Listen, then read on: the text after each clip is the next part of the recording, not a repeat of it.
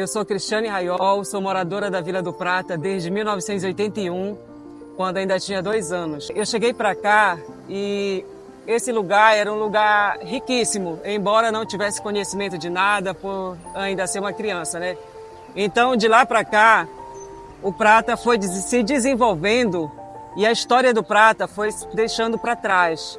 Tudo aquilo que existiu hoje já não existe mais, né? Então a gente tem o projeto Raízes e Memórias justamente para retomar essa história, aquilo que existiu há muito tempo, os períodos coloniais, principalmente a questão da Lazarópolis do Prata, né, que foi um momento assim crucial, né, para que o Prata se tornasse mais conhecido no mundo, digamos dessa forma, por ter sido a primeira colônia de leprosário fundada no Brasil. Esta que foi a Biblioteca Hubert Rego, em homenagem ao criador do samba-canção, que hoje é denominado Hino do Prata, né? Depois de muito tempo que foi desativado como biblioteca, passou a ser o Correio do Prata. Esse prédio ele foi construído no período de leprosário do Prata, justamente para atender as necessidades da comunidade, né? As pessoas que queriam ter acesso à literatura. Depois que passou a ser o Correio, funcionava com funcionários para escrever as cartas dos internados, receber também e ler as cartas para as pessoas que estavam sendo endereçadas, né? Hoje se encontra fechado, acredito que desativado temporariamente, porque passará por uma reforma, acredito eu, né? Espero que volte a funcionar e que tenha boas recordações sobre todas as coisas que aconteceram aqui neste lugar.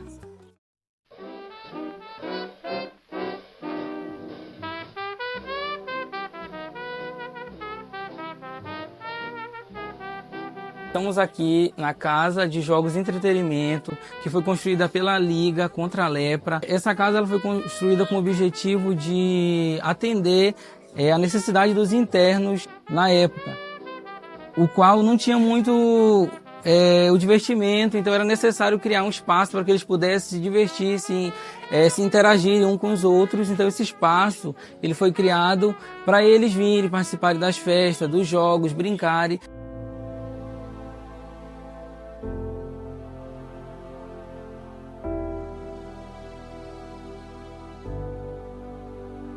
A Igreja Santo Antônio do Prata, ela foi construída segundo o projeto de Antônio Mazzini. A pedra inaugural foi colocada em 1900 e inaugurada em 25 de março de 1908. A segunda parte da igreja, que foi a torre, que é provida de um belíssimo relógio que bate de hora e em quarto de hora. Também tem o sino, é uma parte que chama bastante atenção, por ser um sino italiano, uma peça italiana, de uma beleza inigualável. Então a igreja ela é toda no ladrilho hidráulico francês, belíssimo. A igreja apresenta 3 altares: o altar central, que faz referência ao santo padroeiro da vila, um altar lateral, um faz referência ao Sagrado Coração de Jesus e o outro a São Francisco de Assis.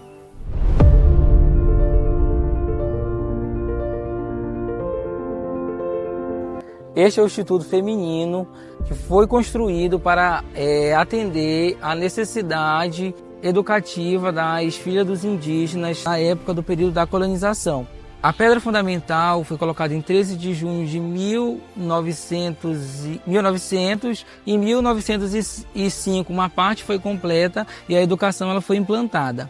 Em 1921 passou a ser a cadeia correcional, que funcionou até 1922.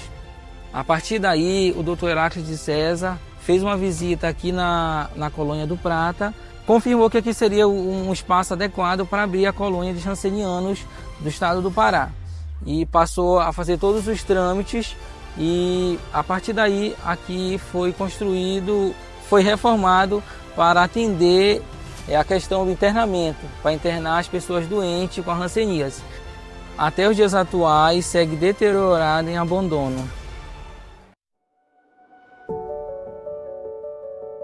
Este prédio foi construído com o intuito de funcionar como uma espécie de enfermaria do hospital, construído na década de 30, mais ou menos na década de 1935, para abrigar alguns ancenianos que tinham a necessidade do acompanhamento médico, mas não necessariamente de ficar no hospital internado. Então eles ficavam neste alojamento e tinham o mesmo cuidado como se estivesse no hospital.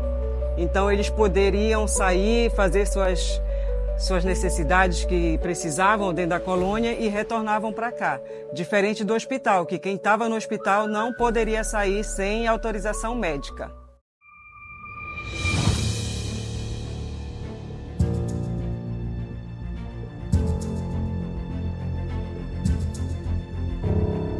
Este espaço foi construído pela Liga contra a Lepra para servir como uma padaria para atender a necessidade dos rancenianos, pois eles viviam isolados aqui e era necessário que tivesse a alimentação deles. Então, como aqui existe tanto a cozinha, a lavanderia, que lavava a roupa deles, também foi formada uma padaria que o pão era distribuído de graça para os internos. Por que distribuído para os internos? Era feita algumas casas na qual era cedida para os internos que eram casados e tinha a sua companheira também internada. Então eles moravam nas suas casas e cuidavam de si. Porém, tudo era fornecido pelo Estado na época. Então houve-se a necessidade de formar uma padaria. Essa padaria na época tinha um dos melhores maquinários. Hoje esse maquinário a gente não sabe onde se encontra. O pão era distribuído todos os dias nas suas casas. Tinha um padeiro que saía distribuindo. Isso se prolongou por muito tempo, que até em 2000, 2001 ainda funcionava. Depois de um tempo, aqui passou a ser a prefeitura aqui da Colônia do Prata. Aqui existia uma prefeitura também, tinha o prefeito daqui de dentro da vila. Esta é a lavanderia, também construída pela Liga contra a Lepra no estado do Pará. A lavanderia que atendia aos hospitais, aos abrigos e às casas dos rancenianos que não tinham condições de executar o trabalho de lavagem de roupas, né? Então, essa lavanderia dispunha de maquinários de primeiríssima qualidade. Justamente hoje estão neste abandono, estão desaparecendo de certa forma. E uma das coisas que a gente corre atrás é para manter este lugar, preservar da melhor forma possível, para que as pessoas tenham acesso a uma parte da história que ainda existe aqui de forma concreta.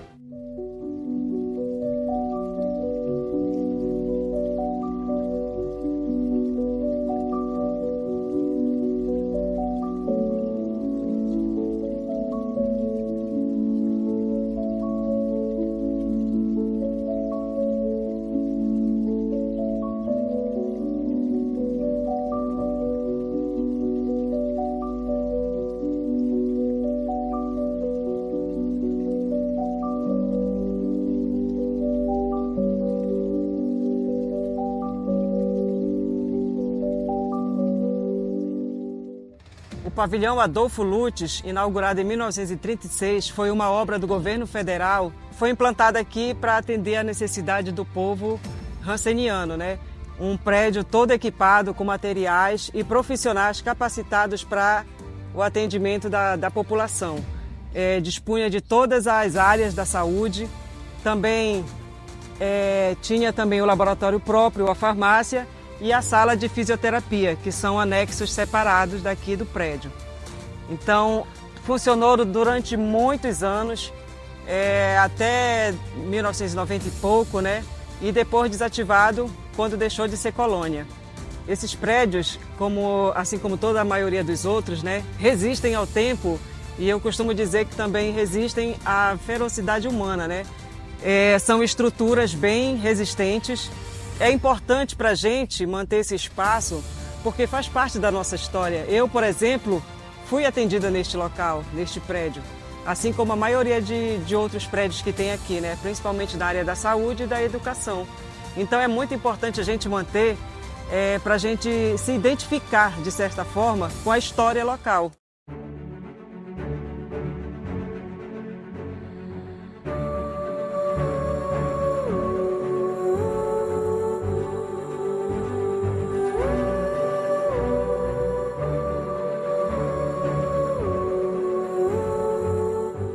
Assim como todos os locais sagrados, a fonte Frei Daniel de Samarate ela também esconde seus mistérios e seus segredos.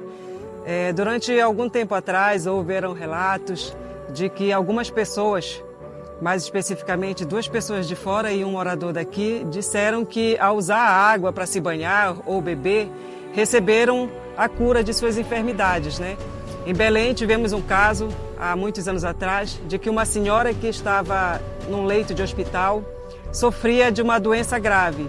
E sua filha, por ter vindo no Prata em visita na época do Círio, ficou sabendo a respeito da fonte e veio aqui coletar um pouco de água para levar para sua mãe, que quando chegou se banhou e disse que foi curada dessa enfermidade. O outro relato também que existiu a respeito da cura, esse a gente não tem essa informação ainda, né? Mas aqui no Prata, o rapaz que usou a água recentemente, ele deu testemunho dizendo que foi curado. Então, é uma água que já foi levada várias vezes para análise, mas infelizmente a gente não tem o retorno do laboratório, né? A gente só sabe que é uma água mineral, é potável e não tem problema nenhum, pode ser usada de qualquer maneira. Então, o projeto Raízes e Memórias do Prata surge por essa necessidade de tornar a história que ficou para trás presente nos dias atuais e, quem sabe, futuramente, né, as gerações que estão por aí pelas ruas, elas possam levar adiante o nosso trabalho. A Secretaria de Cultura e Turismo fez uma visita à nossa vila Santo Antônio do Prata em parceria com o projeto Raízes do Prata. O nosso objetivo desse documentário é registrar e promover o patrimônio histórico e cultural do nosso município que a cada dia está sendo esquecido. Essa é uma iniciativa da Prefeitura Municipal de Igarapé-Açu, por meio da Secretaria de Cultura e Turismo, com o objetivo de conseguir recursos para restaurar e resgatar o patrimônio que faz parte da nossa história, da nossa identidade. Igarapé-Açu, é tempo de cuidar da nossa história.